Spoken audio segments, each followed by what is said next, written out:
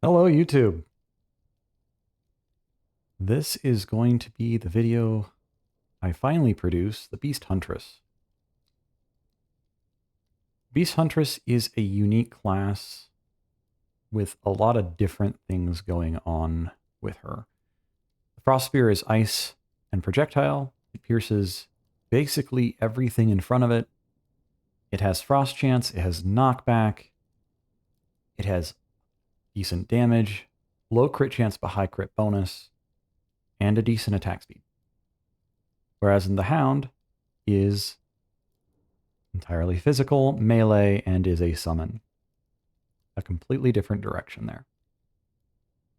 The two work in tandem, more or less, and you can wear more of a hybrid build for both of them to work pretty well. Some crit chance or crit bonus can go pretty well in either one of those builds, and ice damage or melee oriented abilities can go quite well with the Beast Huntress.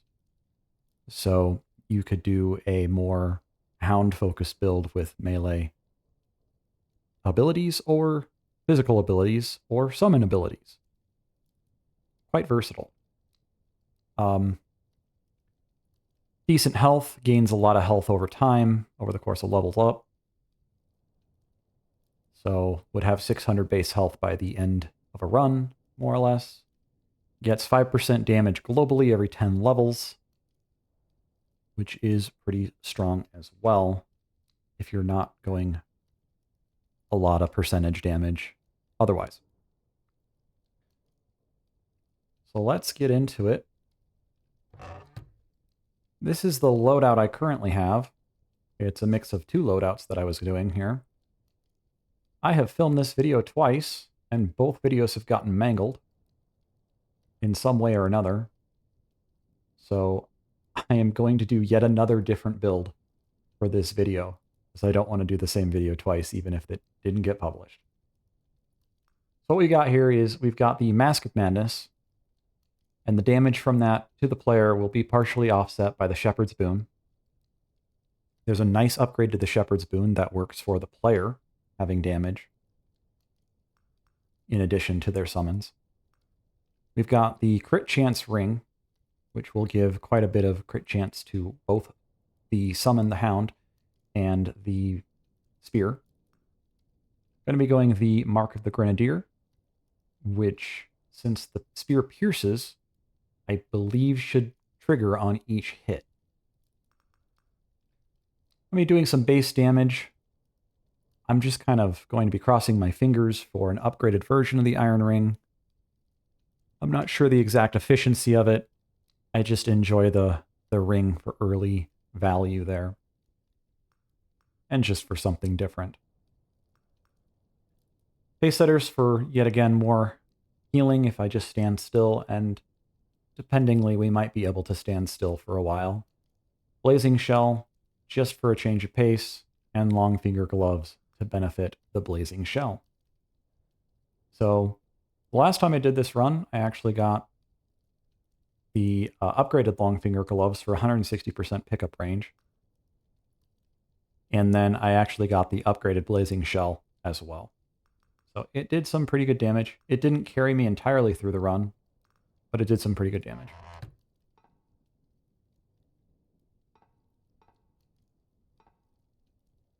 I'm going to be doing, let's see, do I want to do the Viaduct or the Depth?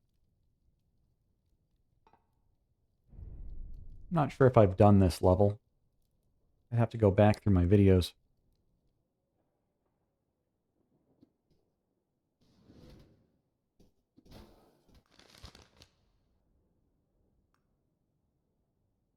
Let's see here. Spectral Fist could be decent on this character, as they are a summon, and they keep things off of us. You can also go Golem or Astronomer's Orbs or Spirit Warrior pretty easily early on due to having some basic summoning effects here. I'm a big fan of Transfixion. If you've seen my other videos, you know that I pick that a lot. And And the reason for that is because of the fragile effect, which amplifies damage. And that stacks. So multiple stacks of fragile slowly increase direct damage effects.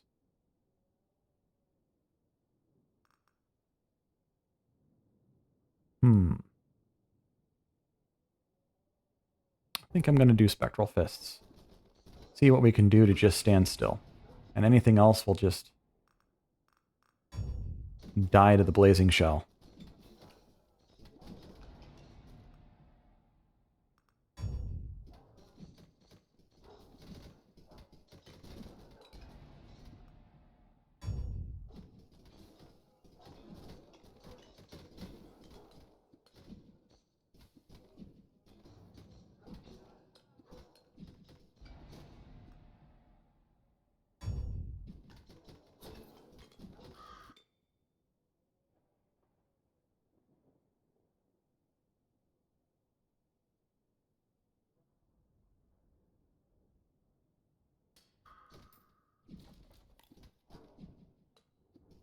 I have a feeling I'm supposed to follow this bird. I've never seen this bird before. I haven't been playing this game as much lately.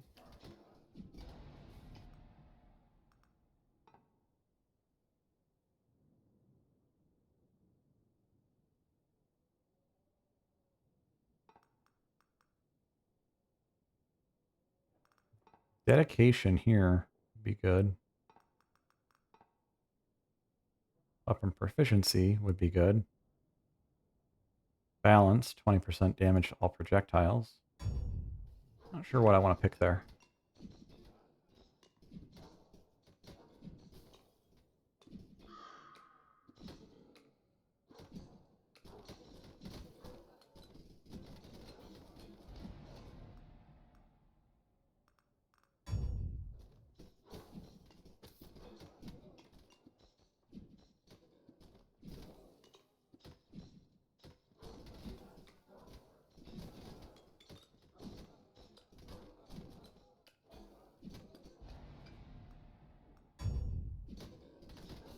I'm going to assume this bird is just going to lead me straight to the normal scroll pickup here. But maybe not. It came back for me.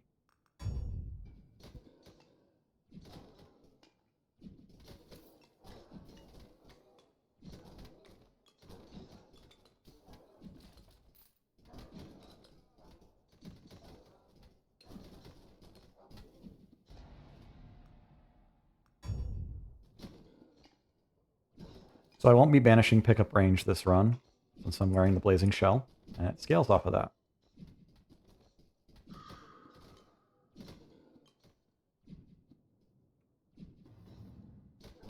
Bird is giving me movement speed towards something.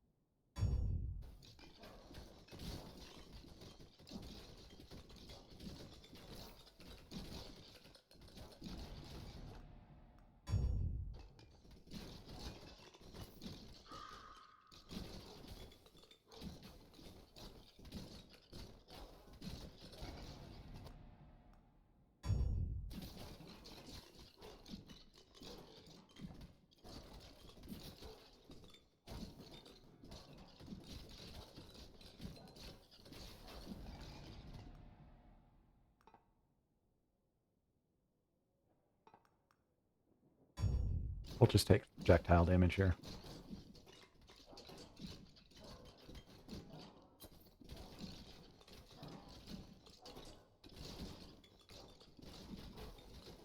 Some early multi-shot with the spears can be really strong since it does pierce through everything.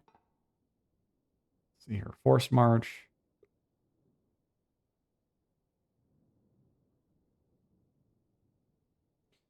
The only thing you're really missing out on is probably these. These are probably not as important. I do like Force March. The movement speed is actually quite strong. I like movement speed.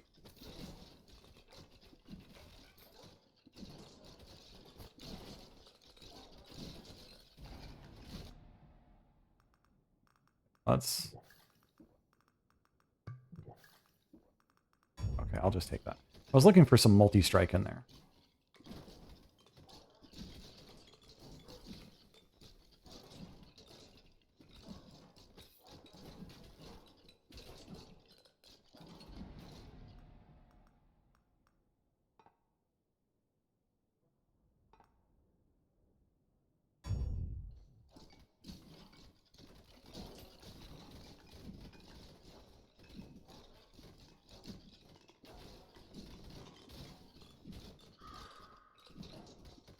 We are wearing this, right? Okay.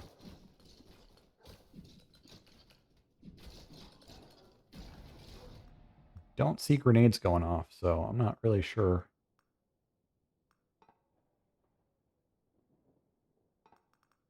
I'll just take the generic.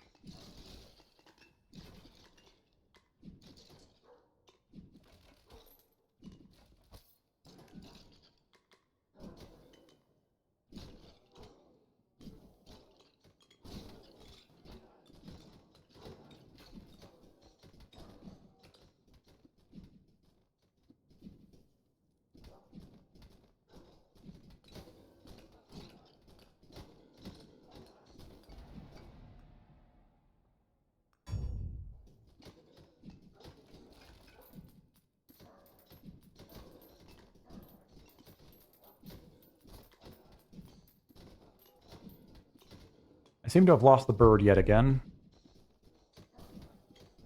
They'll probably circle back for me. Ah, here we go. This is probably what it was leading me to.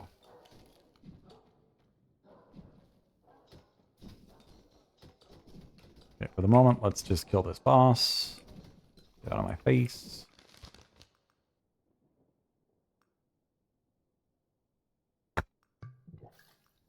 Go Phantom Needles.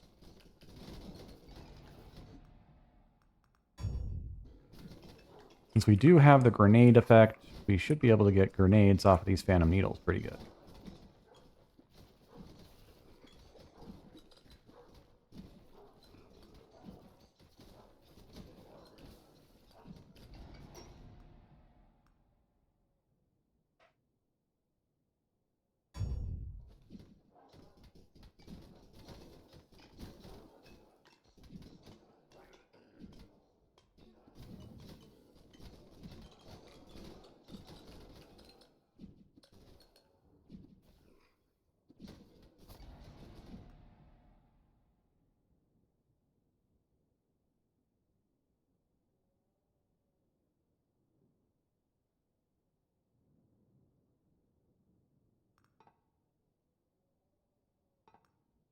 This doesn't affect the fists, but it does affect my dog, so I'm going to take that.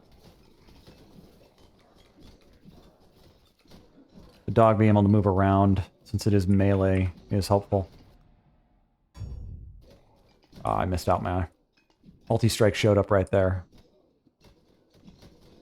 But I want that regen just enough to save me some from the helmet.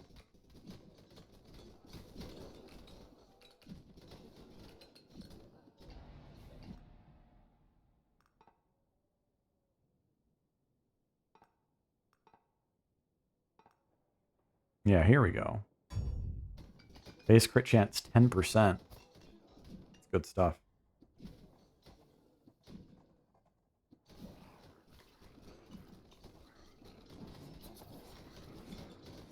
Ow.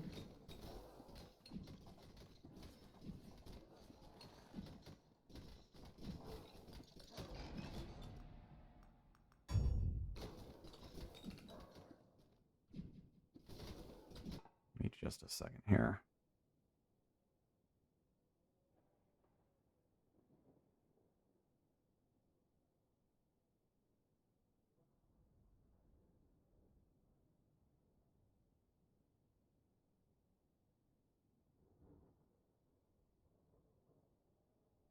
What does this orb do? There's a quest on each map.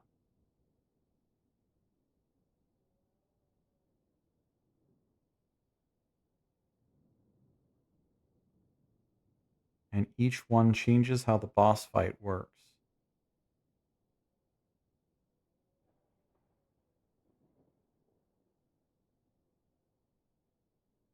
Raven gives movement speed, 40%.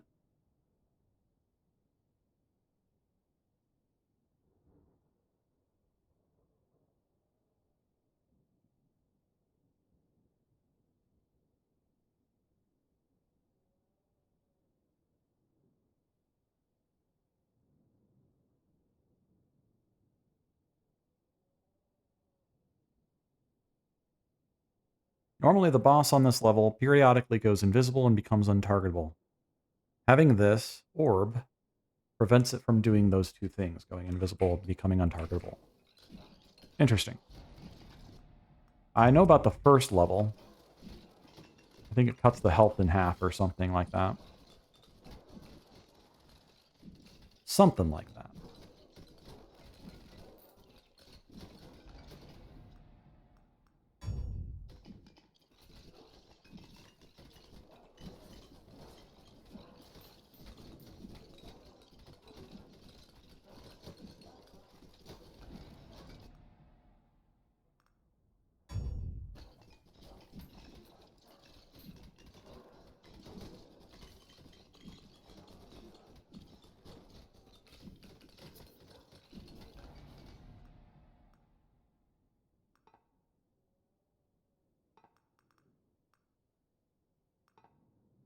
Let's see here. Let's get some bigger fists.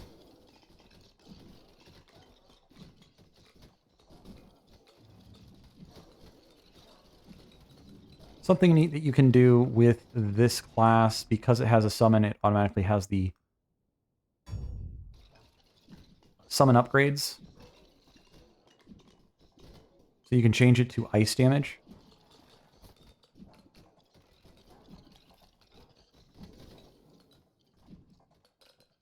It does hyper focus or double down, so to say, the amount of ice damage you're doing and frost chance and stuff like that. But it means that you can choose to do that with your hound.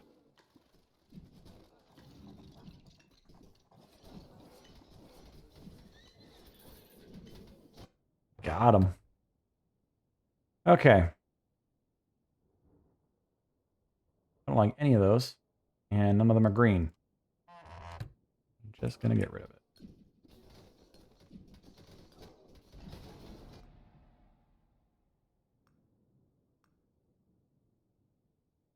There we go.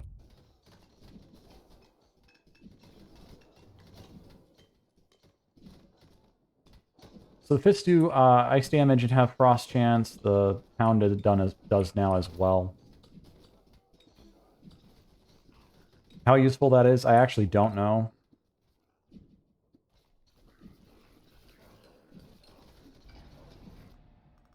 We probably could have gone fire damage instead. That would have been useful with our armor.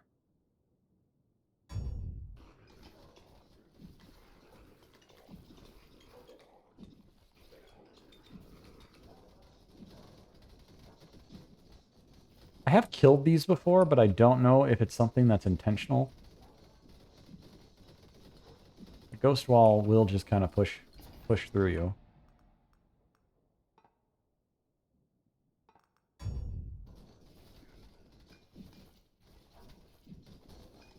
Since we changed our hound and our fists to ice damage, I do believe that they should, yeah.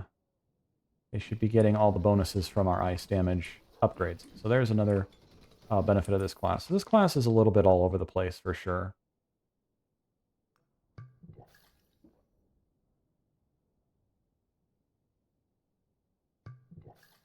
Let's do transfixion. More projectiles.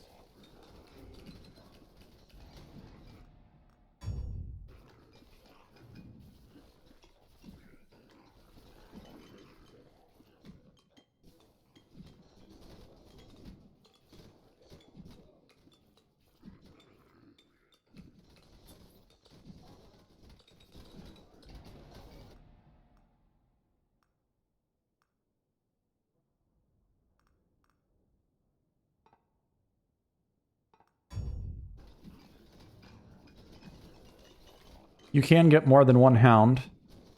You do need quite a bit of boost there to do that.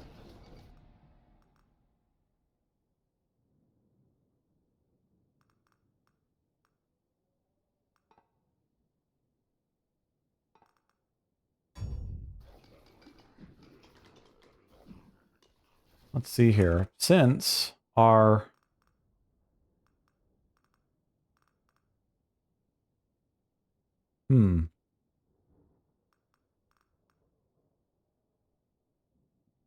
No idea how that works. Since our spear has high force, I wonder if conversion allows the spear force to transfer to the fist force. If it does, that would be quite powerful. Grab that, done this. Be quite powerful because the fists scale off of force as well as a multiplier. And the spear has 10 force. But I have a feeling that's not how that works. It's probably just the bonuses.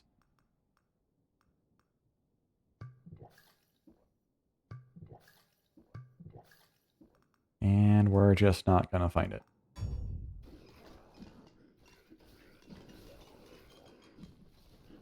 Too bad.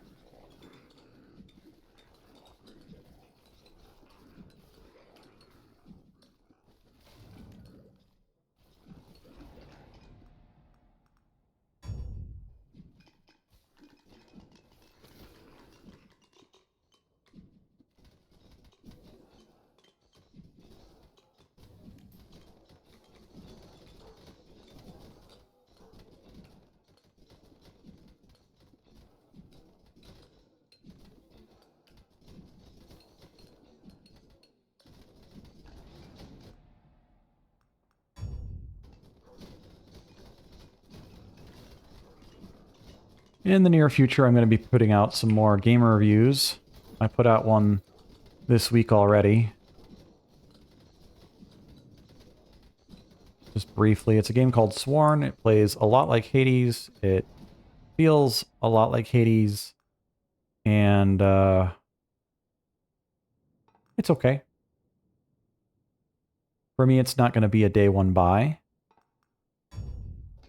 Unless something changes. It's still an alpha. Whereas in Hades 2 is probably going to be a day one buy for me.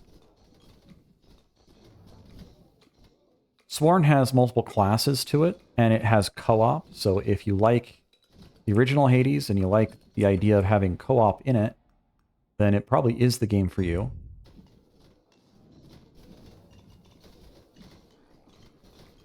But you can go check out that video.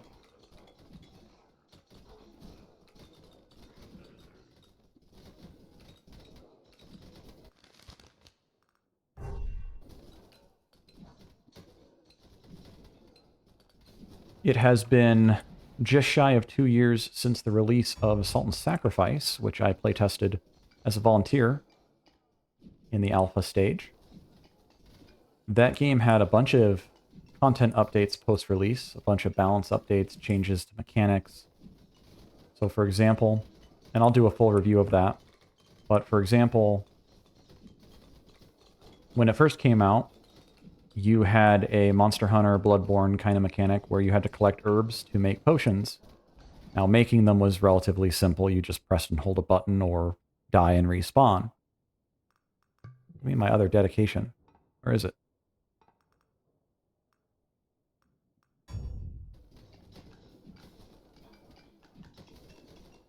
And when you respawned or died or crafted potions...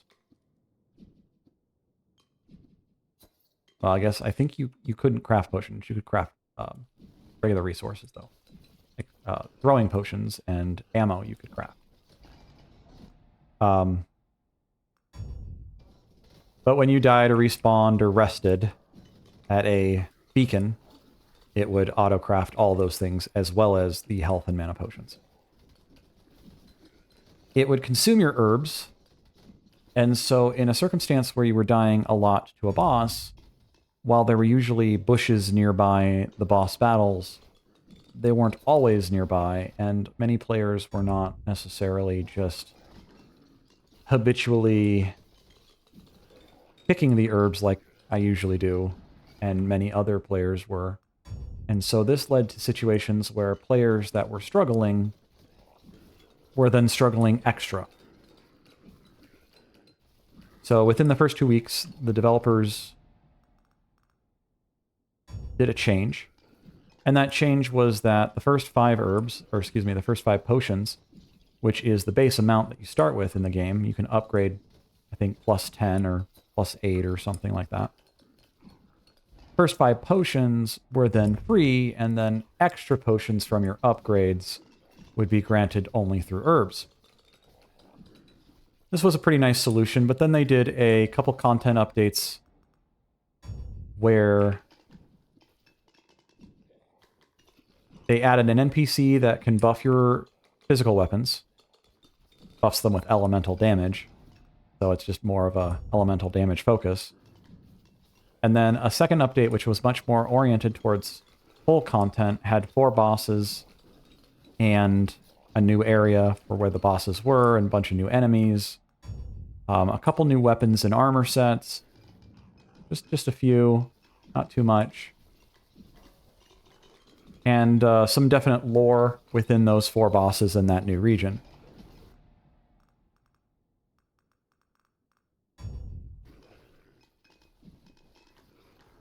That update also added weaknesses to bosses, specifically guardians, I should say, or not guardians, mages.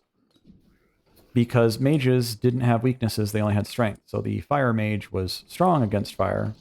The ice mage was strong against ice, defensively, good for damage reduction. But the... Take that. But they didn't have any weaknesses. So now they have weaknesses. So, for example, the fire mage, I believe, is weak to shadow and possibly cold.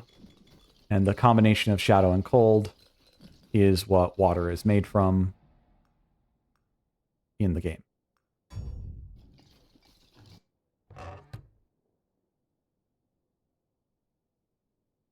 You really don't want to give me green items this game, this run.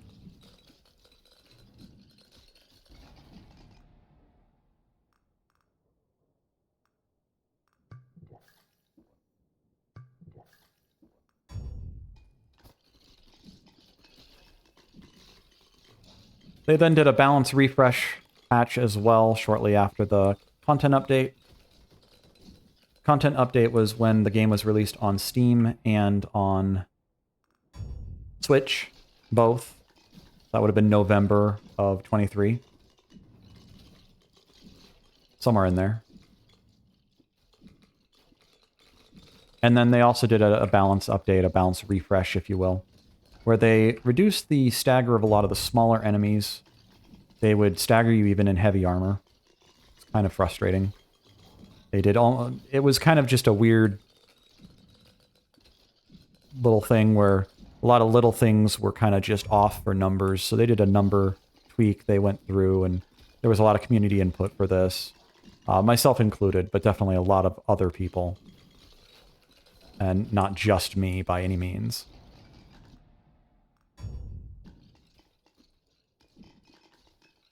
So a lot of the lesser enemies, they no longer stagger you in every single hit if you're wearing heavier armor or poise. And a lot of all of the blocking capacities of weapons was buffed.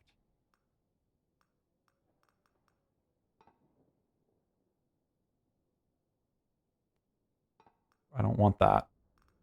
2 fire affinity. What is our burn damage doing? Not much. Probably not getting close enough to anything for the burn damage to be useful. Although our pickup radius should be huge.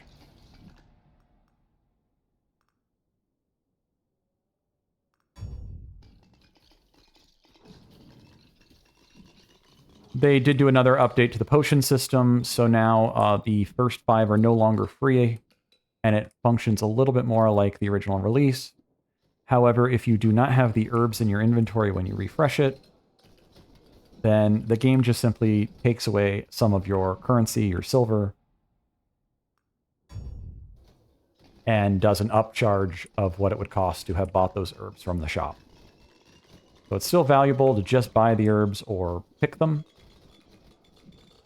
But if you're struggling and you're getting stuck in a situation, or if you're new to the game and you haven't really created a stockpile of herbs, like you're dying a lot to maybe the first couple bosses or something, or the second area out of, what, five or six areas, then you're not just running out of the 20 or so herbs that you had stockpiled, and you can kind of progress through the game normally. So it is just like a 10% upcharge. It's nothing crazy, and if you don't have silver, the game still gives you all the potions. So I actually like that solution. It still gives benefit. One of the reasons that you do need to pick the herbs is there are rare items that drop off a lot of the harvestables, and some of those rare items are necessary for actually upgrading the amount of potions that you have. Different kinds of potions, the exploding potions, the health potions, the mana potions, ammo, any kind of consumable, really, that is upgradable. With that balance refresh, I think the game is in one of its best states. Within the content update, I think it's, again, kind of in one of its best states. I will make the comment that while I give this game 2 thumbs up, it is an extremely small studio. I work for the studio, kind of, as a contractor. I don't get paid anything for promoting the game by any means. But it is a smaller studio. So games like Hades are made, I believe there are 20 people, 20 official employees working on Hades 2 right now, which is supposed to come out for early access soon. And whereas in Salt and Sacrifice is 2 programmers, and one of those programmers is also the only artist the game has.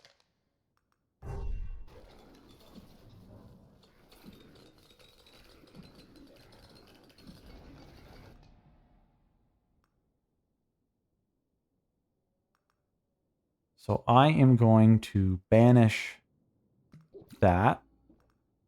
Take this.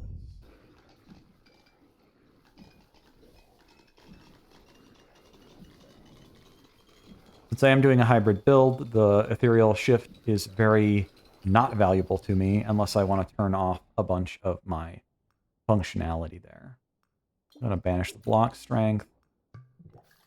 I still am not going to get... I must have taken something that I didn't mean to take because I never paid attention there. Anyway, still give the game 2 thumbs up. I have put in at least 100 hours, probably closer to 200 hours in Salt and Sacrifice. I don't want that at all. And it's a good game, but just take it into consideration that it is a much smaller indie game than what a lot of indie games are nowadays. So, for example, Cult of the Lamb, I believe, has 3 major programmers in it, and it's an indie game, but then it also got some publishing capacities and increased funding through their publisher and through the fact that they sold like candy on release.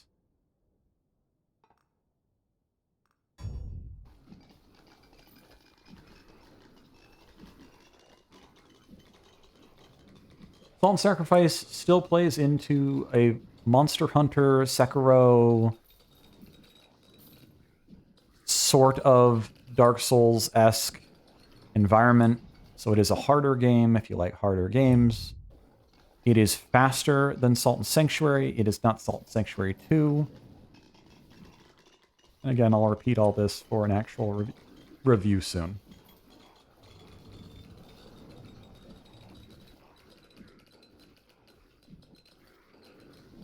I will probably do more game reviews in the future. I have some time and access to build some better stuff. I am not going to be the most professional person you've ever met when it comes to YouTube. But I'm also not going to clickbait titles. I hope I never fall into that. I really do. My goal with YouTube is have some fun, you know, find my voice, better talk about games in a way that is articulate and valuable to others. Build an audience potentially for my own games and to, you know, help people understand what I'm looking to build. Because one of the biggest failures for indie games is advertising a game to the wrong audience. Did you know that? If you advertise the wrong game, or even the right game to the wrong audience, if you advertise a game to the wrong audience, you are going to get a lot of negative initial reviews on, say, Steam, or in general, any forum. But especially Steam, where you can vote. And this is a problem because of everything being so data-driven, algorithm-driven. If your game does really poorly because you marketed it to the wrong people, let's say you made a dungeon crawler like Diablo, but you marketed it to Souls people, Soulsborne genre people. Well, they're probably going to find, depending on the overlap, many of those people are going to find that probably not as enjoyable because it's a little less skill-oriented, especially if we're talking more Diablo 1, Diablo 2. It's more macro, meta progression from leveling up, learning skills, and then just simply dumping skill points or getting better gear. Now, obviously, I'm covering some broad strokes here of an entire genre, a couple of genres, really. But the point is that if you market your game to the wrong audience, you're going to get negative reviews. And if you get those negative reviews, Steam, just like YouTube and the algorithms, they're going to generally stop advertising by default, by obvious default, to those users that might have otherwise been related to the videos at that time. Or, excuse me, whether it be videos or games. So just like a video can die kind of on arrival, be dead on arrival, if it doesn't have the right content, wow, it really does not want to give me greens this game. I'm not going to take anything that's not green for an item at this point. I'm level 82. It doesn't really matter. I'm doing just fine.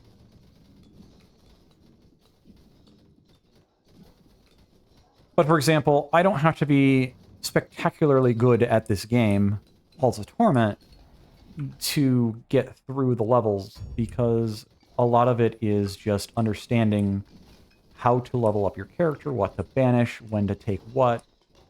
It's more meta knowledge, it's more experimentation, and it's less dodge rolls and backstabs and timing or parrying different attacks.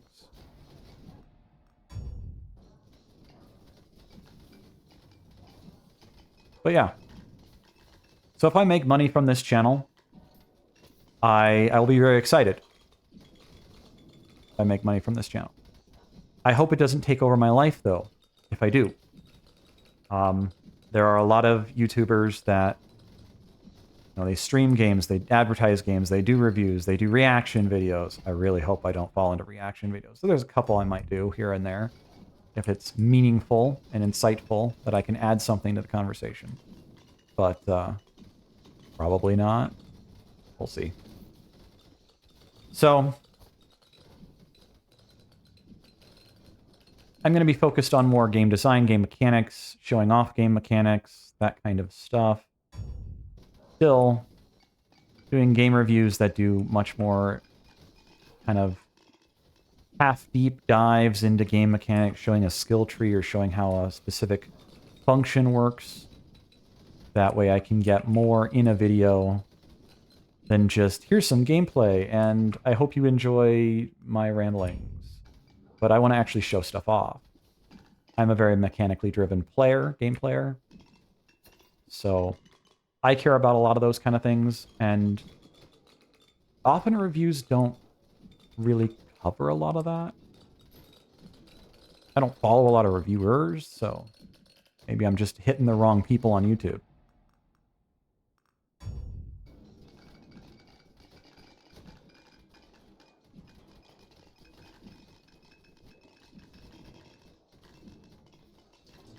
But for example, I am an older gamer in the sense of I like certain titles, certain types of games. Some would call me the old guard. I don't know how I feel about that title. But I do like games more like Grim Dawn or Diablo 2 or even Diablo 1. Although I couldn't get into Path of Exile. I've got more than probably 200 plus hours in Path of Exile over the years. Played it when it first came out, played it again here and there every so many years. Made a character or two and got them all the way to the end. But I never did maps in Path of Exile. I didn't really enjoy a lot of the itemization there. That would be my biggest complaint. I think a lot of my complaints are not uncommon, but hard to voice maybe by a lot of the players. So I didn't like re-rolling my items to get the right gem slot and colors and stuff. And I don't like playing perfectly meta this or that. I don't know. We'll just duplicate this. So when I came to Path of Exile, you know, that skill tree, it's a little bit daunting, if not entirely daunting, depending on how you feel about it, really. And I love the theory crafting that can be done there, but it just never grabbed me. It's one of those games where I liked it, but I didn't love it. Whereas in Diablo 2, I put probably a couple thousand hours back in the day. That game came out at some point around the time I entered high school, somewhere in there. And dates me, I'm sure.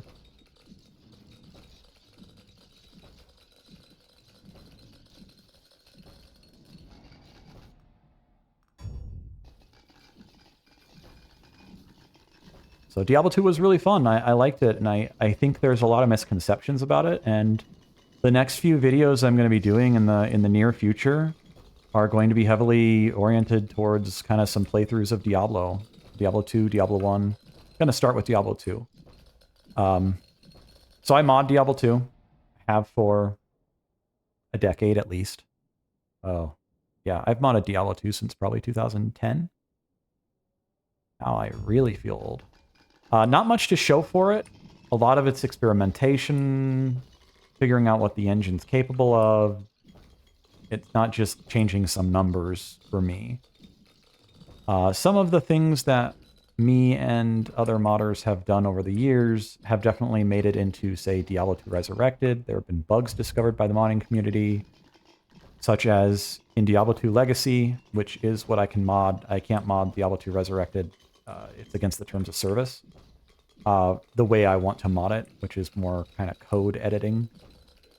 So some of the things that have been modded over the years or found as bugs are things like ranged attacks from the archer never actually got attack rating bonuses, so your hit chance didn't work.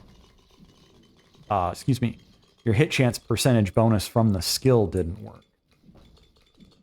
If it was on your overall character, I believe it still worked. So some of my modding has to accept the fact that I'm using the older version. And is what it is. So for example, for the Amazon, the projectile bug means that I have changed a couple numbers around on the Amazon with her passive tree, where she has, I think it's called Penetrate, which increases attack rating by a percentage. Man, I really haven't had a glove this entire game. Where's my pickup gloves? There's probably a lot of experience sitting on the ground I can't pick up because of the ghost walls.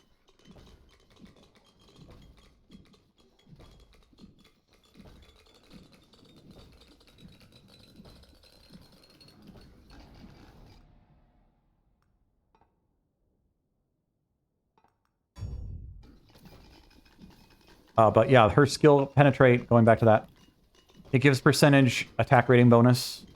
And so one of the things I have done in practice runs and modding of that game is things like, well, melee never necessarily felt great to begin with, so upgrading the attack rating of melee isn't going to completely hurt anything in the game. So I just simply made that ability scale better. I think it starts about the same and just kind of scales a little bit better over the course of the game. And I plan on doing some different ideas in there. So I have gone through and buffed all health regen in that game, because health regen is actually per tick. Game ticks at 25 a second.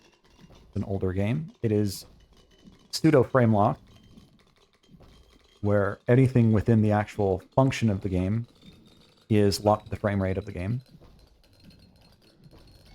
Diablo 2 came out a long time ago, guys. Still a great game, but it's definitely dated.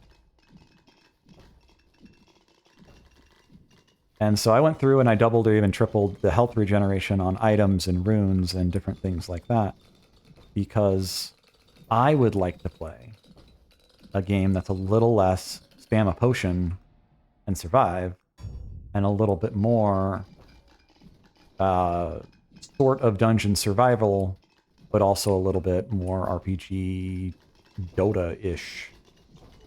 And in stuff like Dota, you don't really get potions in the middle of combat. So if you're in the middle of combat... Wow, I killed that thing fast. Like that's really fast. In the middle of combat, you don't just pop a potion and survive. So all the potions got edited so that they're only 5 seconds per duration. They don't heal as much, sort of.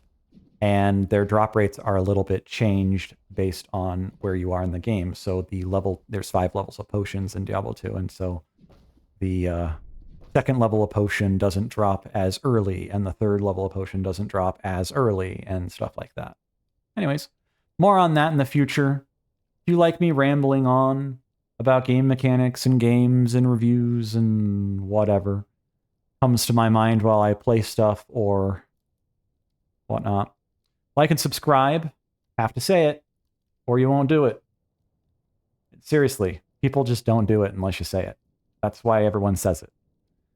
So, have a great day. See you next video.